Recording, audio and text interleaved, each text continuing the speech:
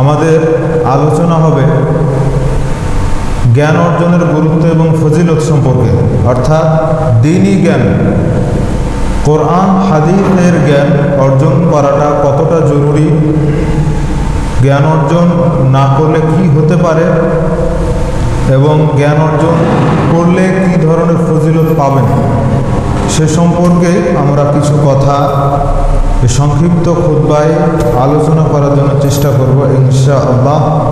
ওয়া মা তাওফীকি ইল্লা বিল্লাহ। জ্ঞান অর্জনের বিষয়টা মানব সৃষ্টির শুরু থেকে আল্লাহ সুবহানাহু ওয়া তাআলা দিয়ে দিয়েছেন, অথচ আমরা এটাকে গুরুত্ব দেই ছেলে মেয়ের ক্ষেত্রে, সন্তানদের ক্ষেত্রে গুরুত্ব দেই, নিজের ক্ষেত্রে কখনো গুরুত্ব দেই না। মসজিদের ইমামকে এসে বলে বেশি বেশি পড়েন, কিন্তু নিজে কখনো কোরআন হাদিস খুলে দেখে না। এইরকম অহরহ ঘাটতি আমাদের মধ্যে রয়েছে, যেগুলো লিমা তাকুলুনা মা লা তাফআলুন, যেটা আমরা নিজেরা করি না অথচ মানুষকে বলি। তো জ্ঞান অর্জন এটা শুধুমাত্র আমার জন্য নয়, শুধুমাত্র ছাত্রদের জন্য নয়, মাদ্রাসায় পড়বে তার জন্যই জ্ঞান সীমাবদ্ধ এইরকমটা নয়। প্রত্যেক ব্যক্তিকে জ্ঞান অর্জন করতে হবে। আপনাকে বলা হয়নি যে আপনাকে মুফতি হতে হবে, আপনাকে বলা হয়নি আপনাকে দাওরায়ে হাদিস পাস করা লাগবে, আপনাকে বলা হয়নি আপনাকে হেড মুহাদ্দিস হতে হবে। এইরকম কোনো শর্ত আল্লাহ সুবহানাহু ওয়া তাআলা দেননি। মূলত বান্দার জন্য যেন সহজ হয় এই জন্য আল্লাহ সুবহানাহু ওয়া তাআলা এই অপশনগুলো এইভাবে রেখেছেন। সম্মানিত উপস্থিতি, যেটা বলছিলাম, জ্ঞান অর্জনের বিষয়টাকে আল্লাহ সুবহানাহু ওয়া তাআলা একবারে প্রথম থেকে রেখেছেন। মানুষ সৃষ্টির প্রথম থেকে জ্ঞান অর্জনের বিষয়টা রয়েছে। আজকে আমরা মনে করছি যে আগের যুগের মানুষ তেমন কিছু জানতো না, এখন পড়াশোনা বেশি হয়েছে, স্কুল কলেজ ভার্সিটি মাদ্রাসা ইত্যাদি প্রতিষ্ঠিত হচ্ছে, পাড়াকে পাড়া গ্রামকে গ্রাম এখন জ্ঞান অর্জনের পরিমাণটা বেড়েছে, এটা আমরা মনে করছি। কিন্তু আপনার আমার এই ধারণাটা সম্পূর্ণটাই ভুল। আপনার এলাকাতে বাড়তে পারে, আপনি এটা বলেন, কিন্তু জ্ঞান অর্জনের বিষয়টা আল্লাহ শুরু থেকে রেখেছেন। আরেকটা বিষয় হলো যে আমরা মনে করি যে প্রথম আল্লাহ সুবহানাহু ওয়া তাআলা সালাতকে ফরজ করেছেন, কেউ বলবে সিয়ামকে ফরজ করেছেন, কিন্তু এগুলো একটাও নয়। প্রথম ফরজ হচ্ছে জ্ঞান অর্জন। দেখেন, আল্লাহ সুবহানাহু ওয়া তাআলা যখন মানুষ সৃষ্টি করলেন তখন আদম আলাইহিস সালামকে আল্লাহ তাআলা সব কিছু শিক্ষা দিলেন। সূরা বাকারা 2 নম্বর সূরা 31 নম্বর আয়াত আল্লাহ বলছেন, ওয়া আল্লামা আদামাল আসমাআ কুল্লাহা থুম্মা আরাদাহুম আলাল মালাইকা ফাকালা, আল্লাহ বলছেন যে ওয়া আল্লামা আদামাল আসমাআ কুল্লাহা, আল্লাহ প্রথম আদম আলাইহিস সালামকে সব কিছু শিক্ষা দিলেন, সব কিছু। আজকে আপনি যে ল্যাপটপ ব্যবহার করেন, যে কম্পিউটার ব্যবহার করেন, যেই বিমানে চড়েন আপনি, এগুলোর সব জ্ঞান আদম আলাইহিস সালামের কাছে ছিল, আল্লাহ দিয়েছেন। তারপরে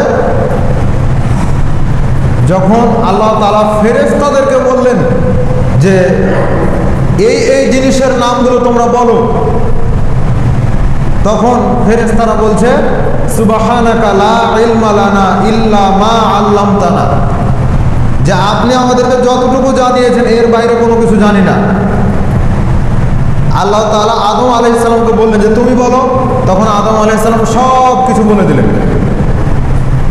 আদম আলাইহিস সালাম সব কিছু বলে দিলেন। তখন আল্লাহ বললেন যে এখন তোমরা আদমকে সিজদা করো। তাহলে সিজদার মতো মর্যাদা এটা কিসের কারণে পাওয়া গেল? জ্ঞানের কারণে। যেটা তাজিমে সিজদা হিসেবে ছিল, মুহাম্মাদি শরীয়তে এটাকে নিষিদ্ধ করা হয়েছে। শুধুমাত্র আল্লাহ সিজদা পাওয়ার হক রাখেন, আর কেউ সিজদা পাওয়ার হক রাখেন না। কিন্তু তার পূর্বে মুহাম্মদ সাল্লাল্লাহু আলাইহি ওয়াসাল্লামের পূর্বের শরীয়তগুলোতে তাজিমে সিজদা বৈধ ছিল।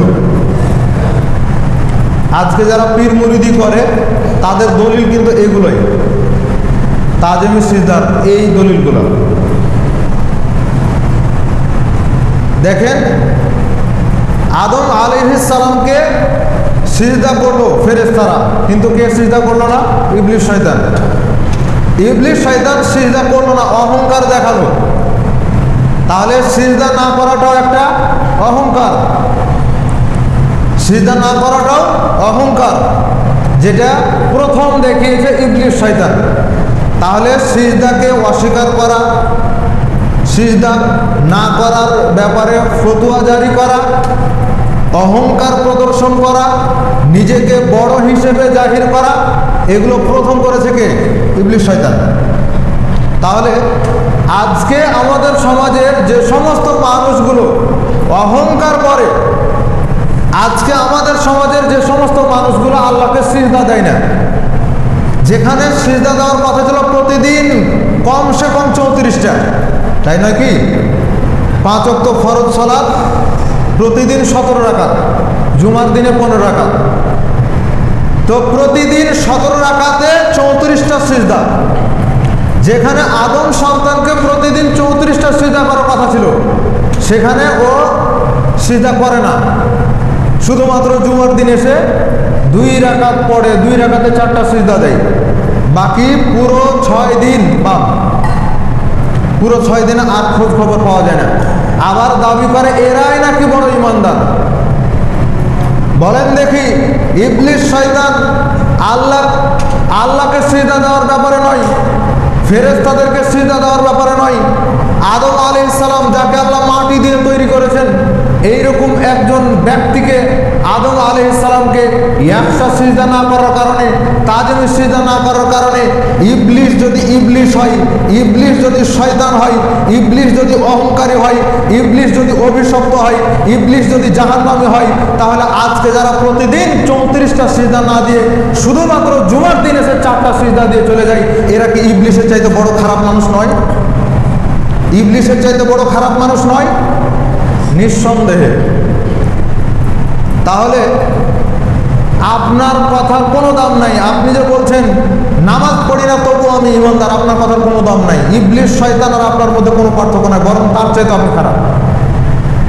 নাটক করতে মসজিদে আসেন না, ইহুদি খ্রিস্টানদের মতো শুধুমাত্র তাদের শনিবার আর রবিবার শুধু ইবাদত, ওই রকম ভাবে শুধু জুমার দিন এসে নাটকীয় ভাব দেখিয়ে চলে যাবেন, এইরকমটা ইসলামের সাথে প্রতারণা করিয়েন না। মনে করিয়েন না আল্লাহকে আমি দেখিয়ে দিলাম, এটা মনে করার কোনো কারণ নাই। ইউখাদিউনা আল্লাহ ওয়াল্লাযিনা আমানু, আপনি মানুষকেও ধোঁকা দেওয়ার চেষ্টা করছেন, আল্লাহকেও ধোঁকা দেওয়ার চেষ্টা করছেন, কিন্তু এই ধোঁকাটা কোন দিকে যাচ্ছে? নিজের দিকে ঘুরে আসছে। অতএব সাবধান হয়ে যান।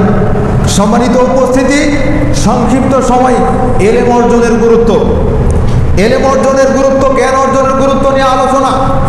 সেই জ্ঞানের বিষয়ে বলতে গিয়ে আপনাকে এ পর্যন্ত নিয়ে গেলাম। জ্ঞান অর্জন যে কোনো মূল্যে করতে হবে, শুধুমাত্র কোরআন হাদিস কেন্দ্রিক যুক্তি দিয়ে আগে একটু বলি, তাহলে বুঝতে পারবেন। আমাদের সমাজে, আমাদের দেশে বলা হয় শিক্ষা জাতির মেরুদণ্ড, আবার এখন বলা হয় সুশিক্ষা জাতির মেরুদণ্ড। তার মানে যার ভিতরে শিক্ষা নাই তার মেরুদণ্ডই নাই, যার ভিতরে শিক্ষা নাই তার মেরুদণ্ডই নাই। শিক্ষা না থাকলে ওই মানুষটা কোন পর্যায়ে যায় এটা আপনাকে বলে বোঝাতে পারবো না। সূরা আরাফ 7 নম্বর সূরা, ভাই এখানটাকে একটু ঘুরানো যায় এদিকে দেখেন। সূরা আরাফ 7 নম্বর সূরা 179 নম্বর আয়াত খুলে দেখেন।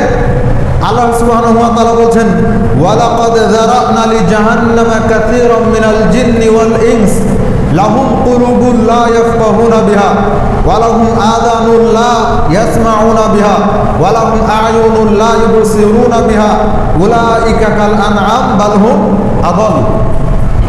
অধিকাংশ মানুষ এবং জিনকে আল্লাহ সুবহানাহু ওয়া তাআলা সৃষ্টি করেছেন জাহান্নামে দেওয়ার জন্য। আপনি কি বুঝতে পারলেন? অথচ সূরা জারিয়াতের 56 নম্বর আয়াত যে ওয়ামা খালাকতুল জিন্না ওয়াল ইনসা ইল্লা লিয়াবুদুন, যে আমি মানুষ জিনকে সৃষ্টি করেছি আমার ইবাদত করার জন্য, ওদের আর কোনো কাজ না, ওরা শুধু আমার ইবাদত করবে। ইবাদত করার জন্য সৃষ্টি করেছেন। আবার আল্লাহ বলছেন জাহান্নামে দেওয়ার জন্য সৃষ্টি করেছেন। অধিকাংশ মানুষকে আল্লাহ জাহান্নামে দিবেন, অধিকাংশ জিনকে আল্লাহ জাহান্নামে দিবেন। কেন? আপনি জমিতে ধান লাগিয়েছেন, ধান লাগানোর পরে সবই যে ধান হয় তা নয়, কিছু পাতানো থাকে, কিছু চিটাও থাকে। আপনার উদ্দেশ্য ছিল ধান, কিন্তু দেখা গেল যে কিছু চিটা পাতানো বের হয়েছে বা অধিকাংশই পাতান বের হয়েছে। তখন পাতানগুলোকে কি করবেন? বাড়িতে নিয়ে এসে আদর করবেন, আগুন দিয়ে পুড়িয়ে দিবেন। আপনার উদ্দেশ্য ছিল ধান যেন হয়, কিন্তু আপনার উদ্দেশ্য অনুযায়ী কাজ হয়নি। এখন আপনি কি করবেন? আগুন দিয়ে পুড়িয়ে দিবেন। আল্লাহ সুবহানাহু ওয়া তাআলার উদ্দেশ্য ছিল বান্দা আমার ইবাদত করবে। যাদের ব্যাপারে উদ্দেশ্য কবুল হয়েছে তারা ঠিক আছে, কিন্তু যাদের ব্যাপারে উদ্দেশ্য কবুল হয়নি তাদেরকে কোথায় যেতে হবে? জাহান্নামে। সোজা হিসাব। লাহুম কুলুবুন লা ইয়াফকাহুনা বিহা, তাদেরকে অন্তর দেওয়া হয়েছে, অন্তর দ্বারা কখনো বিবেচনা করেনি, কখনো চিন্তা ভাবনা করে দেখেনি। বিড়ির প্যাকেটে লেখা আছে, সিগারেটের প্যাকেটে লেখা আছে যেটা মৃত্যুর কারণ, এটা ক্যান্সারের কারণ, তারপরও খাই, বিবেচনা নাই। ওয়ালাহুম আযানুন লা ইয়াসমাউনা বিহা, তাদেরকে কোরআন হাদিস শোনানো হয়, কখনো শুনতে চায় না।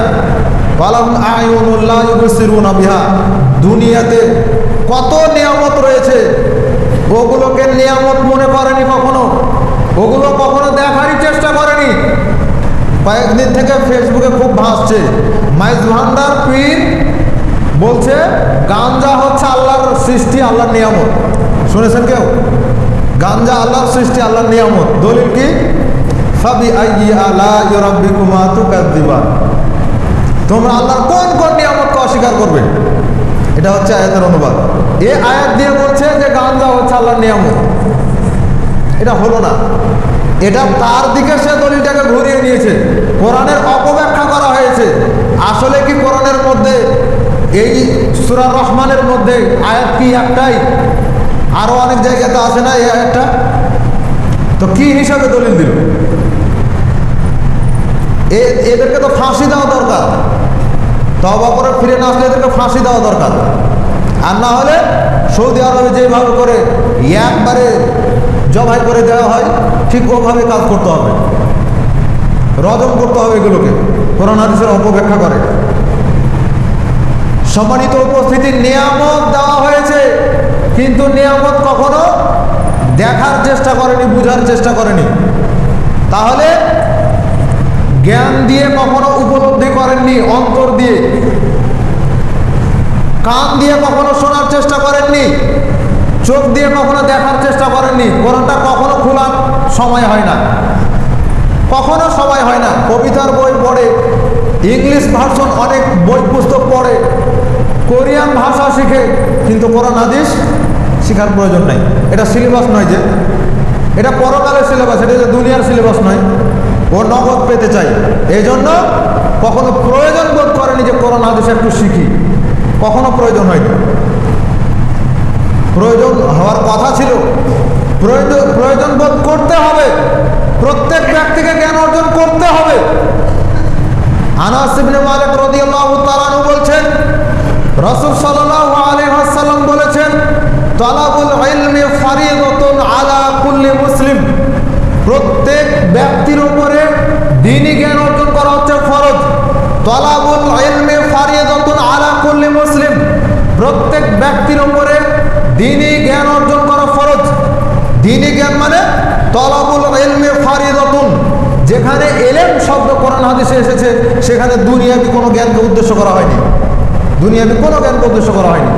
দুনিয়াবি জ্ঞান অর্জন করতে আপনাকে নিষেধ করা হয়নি।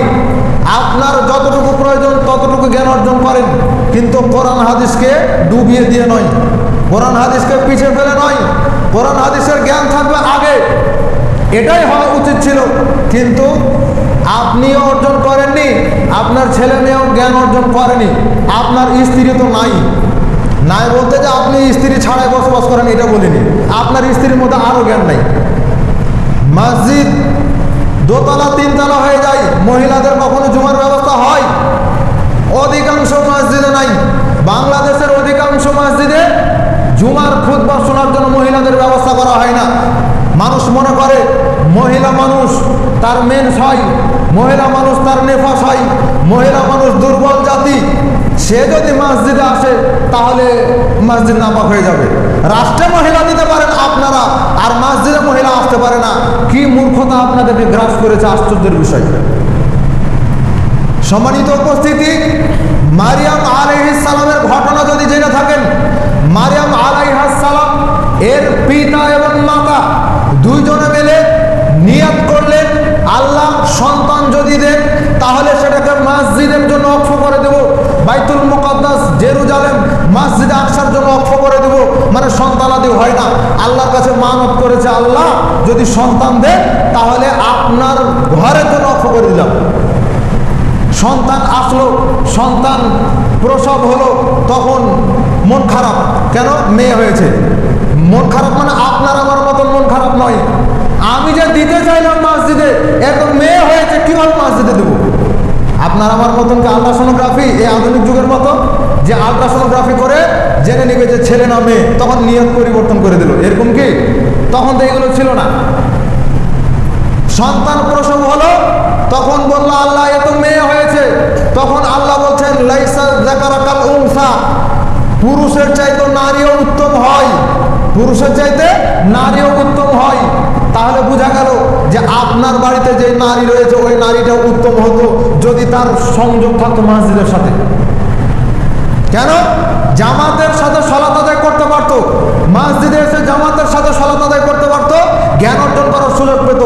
কিন্তু দুঃখজনক হলেও সত্য যে আমাদের পুরুষরা শুধু এই জায়গাতে পুরুষ, এখানে পুরুষ, মসজিদে আসতে দেবে না। বাজার যাক কোনো সমস্যা নেই, বাজার চলে যাক কোনো সমস্যা নাই, কিন্তু মসজিদে আসতে পারবে না। এটাই যখন করেছেন তখন কিভাবে দাবি করতে পারেন আপনার স্ত্রী আর আপনি ভালো? কিভাবে এটা দাবি করেন? আপনি বীর পুরুষ, কিভাবে এটা দাবি করতে পারেন? শুধু তালাকের ব্যাপারে আপনার হাতে চাবি, আর কিছু নাই। মারিয়াম আলাইহিস সালাম তিনি মসজিদের খেদমত করছেন, মসজিদে খেদমত করছেন, মসজিদ ঝাড়ু দিচ্ছেন, মসজিদ পরিষ্কার করছেন। কে? একজন মহিলা, তিনি মসজিদ পরিষ্কার করছেন। মসজিদের সাথে সম্পর্ক থাকলে কি হয়? মারিয়াম আলাইহিস সালাম একটা রুমের মধ্যে থাকেন, ওই মসজিদের ইমাম হচ্ছেন জাকারিয়া আলাইহিস সালাম, মানে মারিয়াম আলাইহিস সালামের খালু। এসে দেখছেন ঘরের ভিতর অমৌসুমী ফল, আনকমন ফল ঘরের মধ্যে রয়েছে।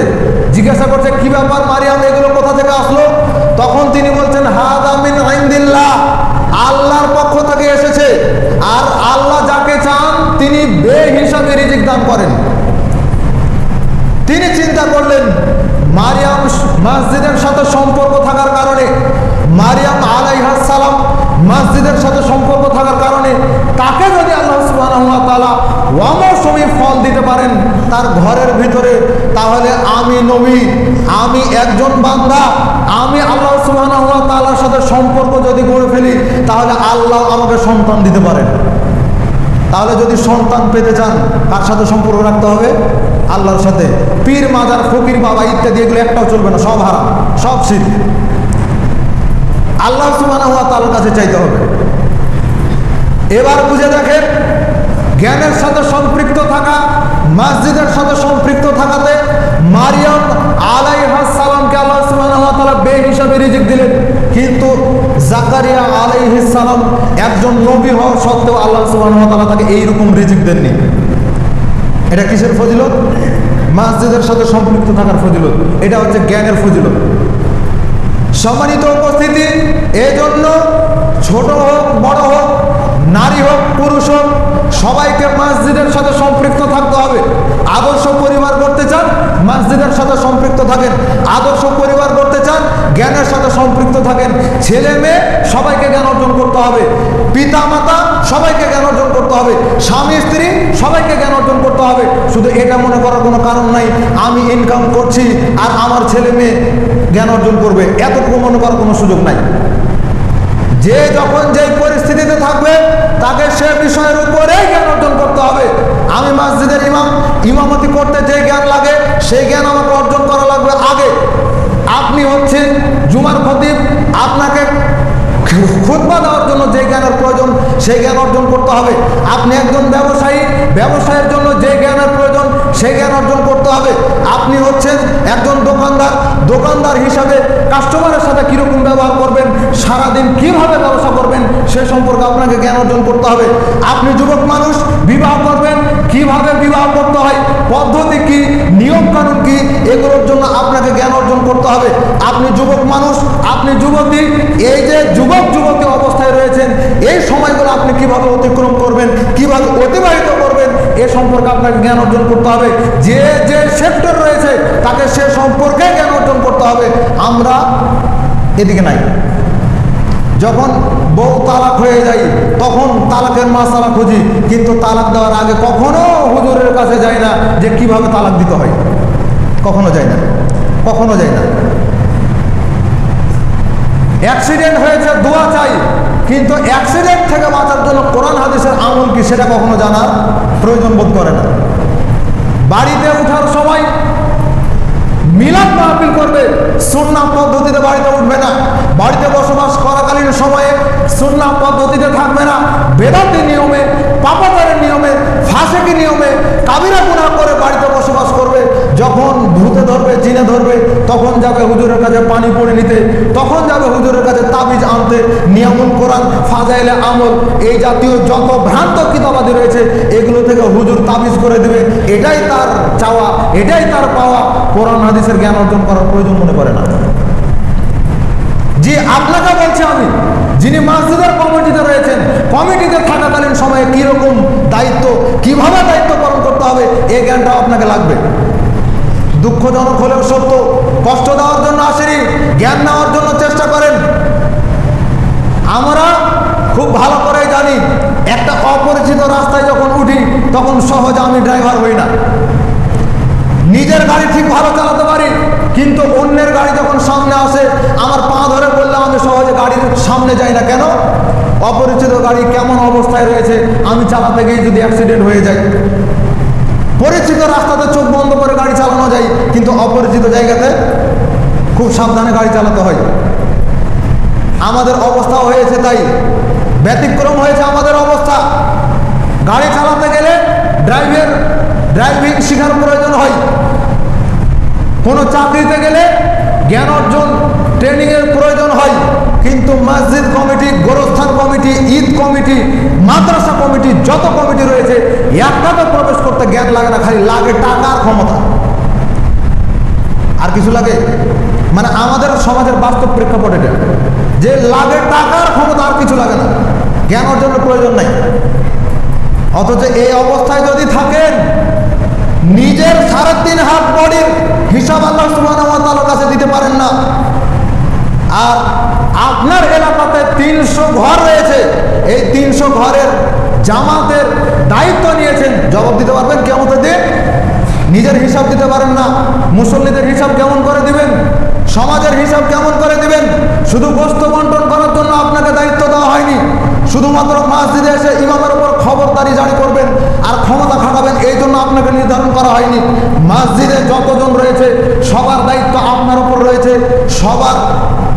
সবার মসজিদে আসা, সমাজে বসবাস করাতে যা কিছু প্রয়োজন হয় কোরআন হাদিস অনুযায়ী সেগুলো বন্টন করতে হবে, সেগুলোর দায়িত্ব ভালোভাবে পালন করতে হবে।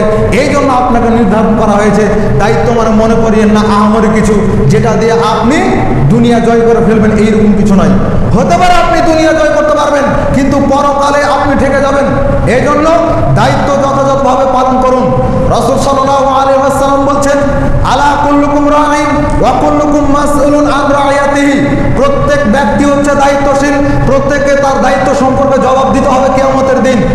বুখারী হাদিস নাম্বার 893। খুলে দেখেন, এই হাদিস রয়েছে। এই হাদিস অনুযায়ী প্রত্যেক ব্যক্তি হচ্ছে দায়িত্বশীল। আমি আমার 3.5 হাত বডির দায়িত্বশীল, আপনি আপনার 3.5 হাত বডির দায়িত্বশীল, আপনি আপনার পরিবারে যতজন সদস্য রয়েছে তাদের দায়িত্বশীল, আপনি সমাজের দায়িত্ব নিয়েছেন, মানে সবার ব্যাপারে আপনাকে কিয়ামতের দিন জিজ্ঞাসা করা হবে। আপনি মাদ্রাসার প্রিন্সিপাল, মানে আপনাকে সব ছাত্রছাত্রীর ব্যাপারে কিয়ামতের দিন জিজ্ঞাসা করা হবে। আপনি সকল স্টাফের হেড, মানে আপনাকে সবার সম্পর্কে কিয়ামতের দিন জিজ্ঞাসা করা হবে। আর দায়িত্ব পালন করতে গেলে লাগে জ্ঞান। এটা হচ্ছে একটা আমানত, এটা হচ্ছে একটা আমানত। দায়িত্ব যেমন আমানত, জ্ঞানও তেমন আমানত। অতএব সেটা ভালোভাবে পালন করার জন্য চেষ্টা করতে হবে। জেনে রাখুন, যদি জ্ঞান অর্জন না করেন, দায়িত্বশীল হয়েছেন জ্ঞান অর্জন ছাড়াই, জ্ঞান ছাড়া দায়িত্বশীল হয়েছেন। সহিহ বুখারী 100 নম্বর হাদিস খুলে দেখেন, রাসূল সাল্লাল্লাহু আলাইহি ওয়াসাল্লাম বলছেন, ফাসুইলু ফাফতাউ বিগাইরি ইলম। যাদেরকে দায়িত্ব দেওয়া হয় সাধারণত তাদের কাছ থেকে মানুষ বুদ্ধি পরামর্শ নেয়, ফতোয়া নিয়ে যায়।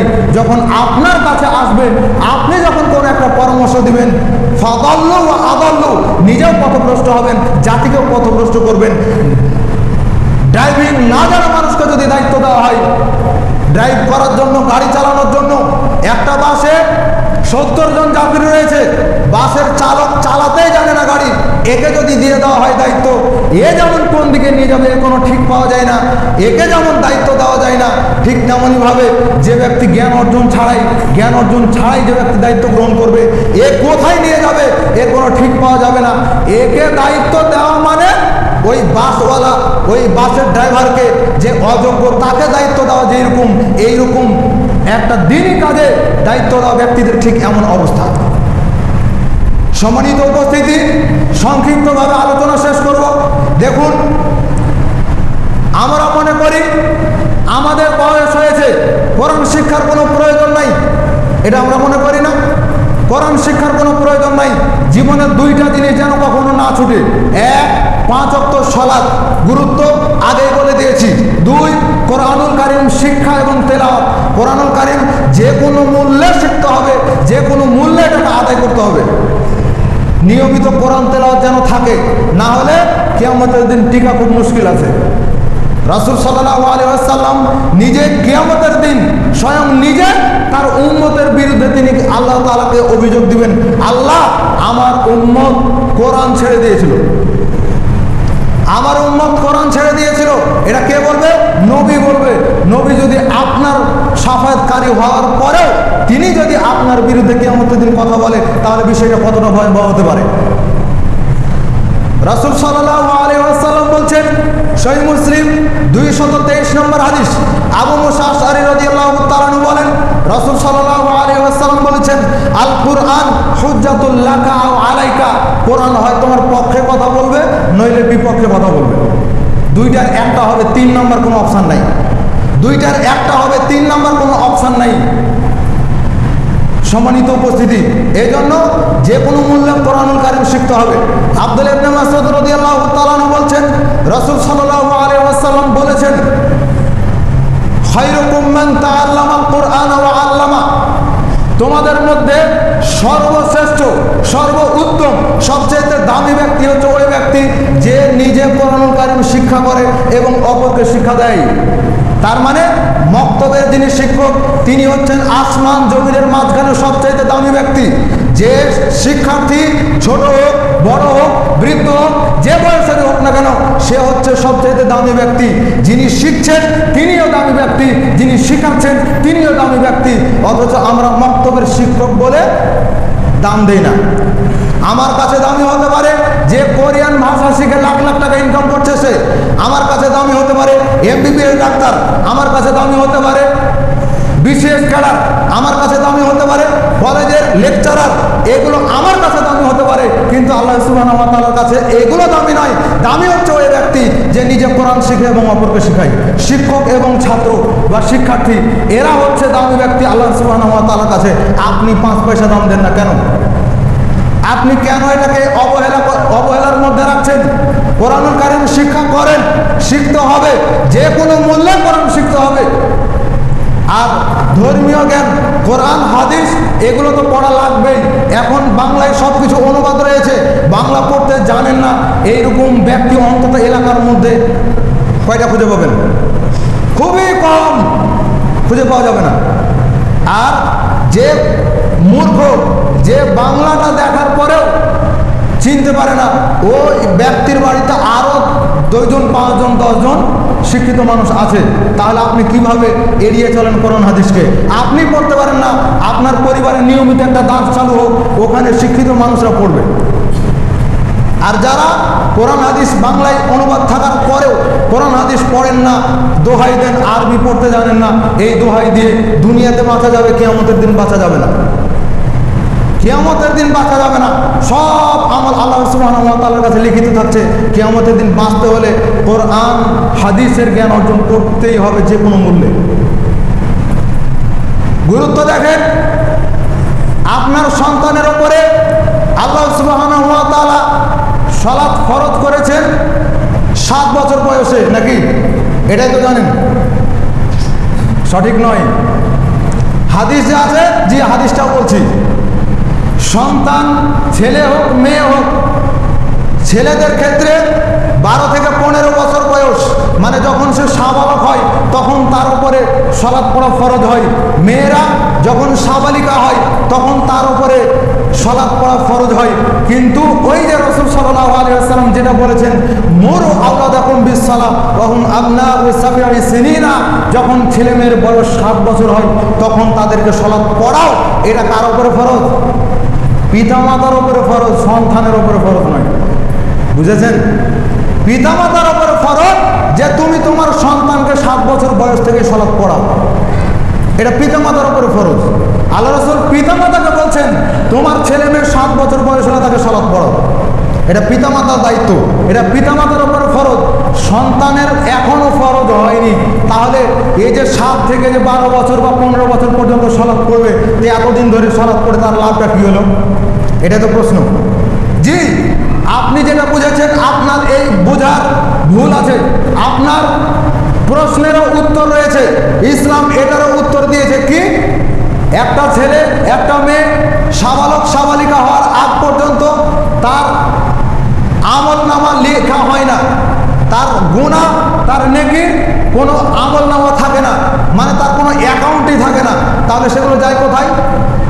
যারা তাকে পরিচালনা করে তাদের কাছে যায়, পিতামাতা বা পিতামাতার অনুপস্থিতিতে যারা দায়িত্ব নিয়ে আছে তাদের কাঁধে চলে যাবে এগুলো। এতদিন ধরে 6-7 বছর বা 8 বছর পর্যন্ত যত নেক আমল করবে সব নেক আমল পিতামাতার অ্যাকাউন্টে যাবে। যত গুনাহের কাজ করবে সব কোথায় যাবে? পিতামাতার অ্যাকাউন্টে যাবে। তাহলে কি হবে? খুব সহজভাবে আপনাকে বোঝানোর চেষ্টা করছি, বুঝে নেন। রাসূল সাল্লাল্লাহু আলাইহি ওয়াসাল্লাম বলছেন, আমার উম্মতের বয়স 60 থেকে 70 বছর, ধরে নিলাম 60 বছর। এই 60 বছরের মধ্যে রাসূল সাল্লাল্লাহু আলাইহি ওয়াসাল্লাম বলছেন যে 3 শ্রেণীর মানুষের উপর থেকে আল্লাহ কলম উঠিয়ে দেন, তাদের কোনো গুনাহ নেকি লেখা হয় না। তার মধ্যে একটা হচ্ছে যে সন্তান সাবালক সাবালিকা হওয়ার আগ পর্যন্ত, তার মানে তাদের আর কোনো গুনাহ নেকি লেখা হচ্ছে না। তাহলে এগুলো কোথায় গেল? পিতামাতার অ্যাকাউন্টে গেল। 2 নাম্বার হচ্ছে যখন মানুষ ঘুমিয়ে থাকে, দিনে হোক রাতে হোক, ঘুমিয়ে থাকলে যতই হজ করে আসেন আর যতই নেকির কাজ করে আসেন, স্বপ্নের ব্যাখ্যা থাকতে পারে, কিন্তু ওই স্বপ্নে যে আমল করেছেন এই আমলের কোনো নেকি হবে না। যদি নেকি হতো তাহলে বলেন কোনো পাপের কাজ করেছেন, পাপটাও হয়তো দরকার ছিল নাকি, কিন্তু সেটাও হয় না। স্বপ্নের মধ্যে ধর্ষণ করে ফেলেছেন, এখন কি ঘুম থেকে উঠার পরে আপনার ফাঁসি হয় না? স্বপ্নের মধ্যে একজনকে হত্যা করেছেন, এখন ঘুম থেকে উঠার পরে কি আপনার ফাঁসি হয় না? তার মানে ঘুমের মধ্যে যা কিছু হয়ে যাক না কেন, ঘুমের মধ্যে হয়েছে, এই জন্য আল্লাহ সুবহানাহু ওয়া তাআলা ওটা লিখবেন না। 3 নাম্বার হচ্ছে পাগল, মাজনুন, পাগল ব্যক্তি যতক্ষণ পর্যন্ত তার জ্ঞান ফিরে না আসে, সঠিক জ্ঞান যতক্ষণ পর্যন্ত না আসবে ততক্ষণ পর্যন্ত তার কোনো নেকি, তার কোনো গুনাহ লেখা হবে না। তাহলে বোঝা গেল সন্তানের গুনাহ লেখা হচ্ছে না, সন্তানের নেকি লেখা হচ্ছে না, তাহলে এই যে এই সময়ে যে তার পিতামাতার প্রতি আদেশ পড়লো যে পিতামাতা তুমি তোমার সন্তানকে সালাত পড়াও, তাহলে এটা কিসের জন্য? জ্ঞানের বিষয়, আদব শেখানোর জন্য, জ্ঞান শিক্ষা দেওয়ার জন্য এটা বলা হয়েছে। তার সালাতটা 12 বছর 15 বছর এইরকম সময়ে কি। তাহলে এবার দুইটা বিষয় বুঝে নেন। এক নম্বর হচ্ছে 60 বছর বয়স, এর মধ্যে আপনার প্রায় 15 বছর চলে গেল সাবালক হতে, তাহলে 15 বছরের কোনো হিসাব হলো না। আবার 60 বছরের মধ্যে 3 ভাগের 1 ভাগ সময় আপনি ঘুমিয়ে কাটিয়েছেন, তার মানে প্রায় 20 বছর আপনি ঘুমিয়ে কাটিয়েছেন। তাহলে এদিকে 15 ওদিকে 20, 35 বছর আপনার কোনো গুনাহ নেকি লেখা হয়নি। এখন 60-এর মধ্যে থাকলো কত? 25 বছর। এই 25 বছরের হিসাব আল্লাহ সুবহানাহু ওয়া তাআলা নেবেন, দেওয়া সহজ হয়ে গেল না? তাও দিতে পারবেন না, অধিকাংশ মানুষ জাহান্নামে যাবে। 2 নম্বর বিষয়, জ্ঞান অর্জনের বিষয় চলে আসলো। সালাত কোথায় গিয়ে ফরজ হচ্ছে? 12 বছর আর 15 বছরে গিয়ে, আর 7 বছর বয়স থেকে তাকে জ্ঞান দিতে হবে। রাসূল সাল্লাল্লাহু আলাইহি ওয়াসাল্লাম বয়স 40 বছর পর্যন্ত চলে গেলে, অথচ তার উপরে জ্ঞান অর্জনের বিষয়টাকে আল্লাহ সুবহানাহু ওয়া তাআলা আগে ফরজ করেছে, তারপরে অন্য কিছু। আগে যে সালাত পড়েছে, হ্যাঁ সালাত ছিল পড়েছে, কিন্তু আগে সালাত পড়েছে তার মানে এই নয় যে জ্ঞান অর্জনের বিষয়টাকে পিছিয়ে ফেলা যাবে। জ্ঞান অর্জনের বিষয়টা আগে আসবে। জ্ঞান অর্জনের পরে মোটামুটি হিজরতের আগে আল্লাহ সুবহানাহু ওয়া তাআলা 7 আসমানের উপরে নিয়ে গিয়ে 50 ওয়াক্ত সালাত ফরজ করলেন। কমতে কমতে 5 ওয়াক্ততে কমানো হলো, 5 ওয়াক্ত সালাত ফরজ করা হলো। তাহলে বোঝা গেল যে 5 ওয়াক্ত সালাত আপনি আদায় করছেন আর মনে করছেন এটাই আমার জন্য যথেষ্ট, এটাই আমার জন্য ঠিক আছে, আর কোনো কিছুর প্রয়োজন নাই, জ্ঞান অর্জন করার দরকার নেই, বুড়া হয়ে গেছে, আর কি দরকার। এটাই যদি মনে করে থাকেন, তাহলে জেনে রাখেন জ্ঞান অর্জন করাটাকে সবচেয়ে বড় ফরজ হিসেবে উল্লেখ করা হয়েছে। কেন? সালাতকে আল্লাহ সুবহানাহু ওয়া তাআলা 12 বা 13তম নববী বর্ষে ফরজ করলেন। তার 12 বা 13 বছর পূর্বে আল্লাহ সুবহানাহু ওয়া তাআলা জ্ঞান অর্জনকে ফরজ করেছেন। কি বুঝতে পারলেন? তার মানে সালাত ফরজ হওয়ার 13 বছর আগে আল্লাহ জ্ঞান অর্জনকে ফরজ করেছেন, আর আপনি মনে করছেন সালাতটাই আগে ফরজ। যেই সিয়াম, যেই যাকাতের বিষয় আপনি জানেন, পালন করার জন্য চেষ্টা করেন, সেই সিয়াম সেই যাকাতকে ফরজ করা হয়েছে 2য় হিজরিতে। তার মানে সিয়াম এবং যাকাত ফরজ হওয়ার 15 বছর পূর্বে আল্লাহ সুবহানাহু ওয়া তাআলা জ্ঞান অর্জনকে ফরজ করেছেন। যেই হজ আপনি বুড়হাতিকালে এসে পালন করেন, অথচ এতদিন পর্যন্ত আপনি হজের নিয়ম কানুন তো জানেন না, পেশাব করে কিভাবে পানি ব্যবহার করতে এটাও আপনার জানা নেই, কোনো বিষয়ে আপনি আদব জানেন না, আর শেষ বয়সে গিয়ে হজ করছেন, মরলে ওখানে মরব, ওর নিয়ত ঠিক আছে? শেষ বয়সে গিয়ে হজ করছেন। বুঝে দেখেন, 9ম হিজরিতে হজ ফরজ করা হয়েছে। 9ম হিজরিতে হজ ফরজ মানে হজ ফরজ হওয়ার 22 বছর আগে আল্লাহ সুবহানাহু ওয়া তাআলা নাজিল করলেন ইকরা বিসমি রাব্বিকাল্লাযী খালাক, মানে জ্ঞান অর্জন করা। তাহলে কত আগে জ্ঞান অর্জনকে ফরজ করা হয়েছে? রাসূল সাল্লাল্লাহু আলাইহি ওয়াসাল্লাম বলছেন মান সালাকা তরিকান ইয়ালতামিসু ফিহি ইলমান। এই হাদিসটা বোঝানোর জন্য আপনাকে বলি, তিরমিজি 2682 নম্বর হাদিস। কায়েস ইবনে কাসির রাহিমাহুল্লাহ বলছেন, একজন ব্যক্তি মদিনা থেকে দামেস্ক সিরিয়াতে আসলেন। একটা মসজিদে আবু দারদা রাদিয়াল্লাহু তাআলা বসে দাস দিচ্ছিলেন। সেখানে এসে তিনি বলছেন যে আমি আপনার কাছে এসেছি শুধুমাত্র একটা হাদিস শেখার জন্য। কয়টা হাদিস? একটা হাদিস।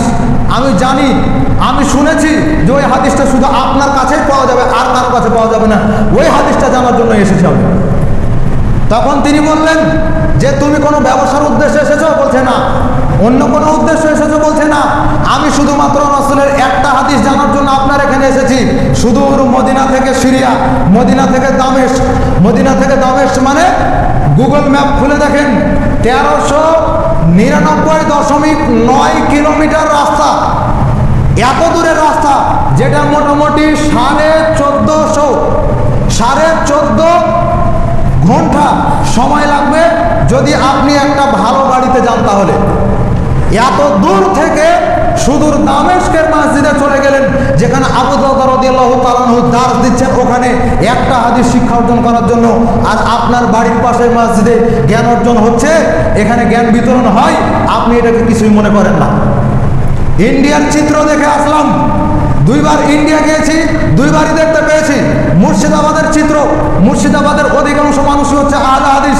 এই মুর্শিদাবাদের মধ্যে আসরের সালাত পড়ে বের হলাম, দেখছি মায়ের বয়সের মহিলারা, দাদির বয়সের মহিলারা ছোট ছোট বাচ্চাদের সাথে হিজাব, বোরখা, খিমার ইত্যাদি যেভাবে পর্দা করা প্রয়োজন, হাত মোজা পা মোজা পরে মসজিদে চলে আসছে ইমামের কাছে কোরআন শেখার জন্য। আর আপনার আমার মা বোন, স্ত্রী, তারা বোরখা পড়তেই লজ্জা করে, ভালো কাজ করতেই তার লজ্জা হয়। তার মানে ও যেটা খারাপ কাজ করছে ওটাই তার কাছে ভালো। সম্মানিত উপস্থিতি, তার বক্তব্য শোনার পরে আবু দারদা রাদিয়াল্লাহু তাআলা আনহু বললেন যে শুনো, রাসূল সাল্লাল্লাহু আলাইহি ওয়াসাল্লামকে আমি বলতে শুনেছি, মান সালাকা তরিকান ইয়াতলুবু ফিহি ইলমান সাখালাল্লাহু লাহু তরিকান ইলাল জান্নাহ। যে ব্যক্তি জ্ঞান অর্জনের জন্য রাস্তায় চলবে, আল্লাহ সুবহানাহু ওয়া তাআলা তার জান্নাতের পথকে সহজ করে দিবেন। তাহলে জ্ঞান অর্জন করা মানে কি? জান্নাতের পথ সহজ হয়ে যাওয়া। আল্লাহ সুবহানাহু ওয়া তাআলা আমাদেরকে কবুল করুন। আল্লাহুম্মা আমিন। বারাকাল্লাহু লানা ওয়া লাকুম ফিল কোরআনিল আযীম।